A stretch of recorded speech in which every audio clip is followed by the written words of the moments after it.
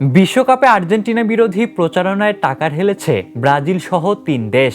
এমন বিস্ফোরক দাবি করে নতুন বিতর্কের জন্ম দিলেন আর্জেন্টিনার প্রেসিডেন্ট হাভিয়ের মিলে। তার অভিযোগ ২০২৬ বিশ্বকাপ জুড়ে আর্জেন্টিনার বিরুদ্ধে পরিচালিত প্রচারণায় অর্থায়ন করেছে ব্রাজিল সরকার, মেক্সিকো সরকার এবং যুক্তরাষ্ট্রের ডেমোক্রেটিক পার্টি।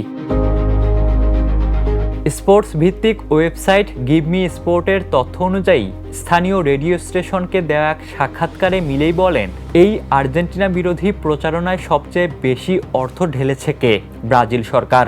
মোট অর্থায়নের ২৫% এসেছে ব্রাজিল সরকারের কাছ থেকেই, আর তারাই আবার আমাকে হস্তক্ষেপ নিয়ে উপদেশ দেয়।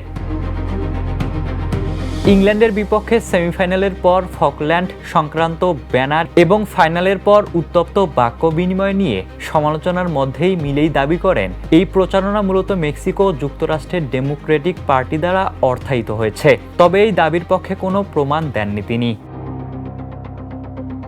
বিশ্বকাপ ফাইনালে মার্কিন প্রেসিডেন্ট ডোনাল্ড ট্রাম্প ও ফিফা সভাপতি জিয়ান্নি ইনফান্তিনো উপস্থিত থাকলেও মাঠে যাননি মিলেই। অলিভোস থেকেই ম্যাচ দেখেন তিনি। ফাইনালের আগে তার মন্তব্য ছিল, কোনোভাবেই না, আমি অলিভোস থেকেই সব ম্যাচ দেখা চালিয়ে যাব।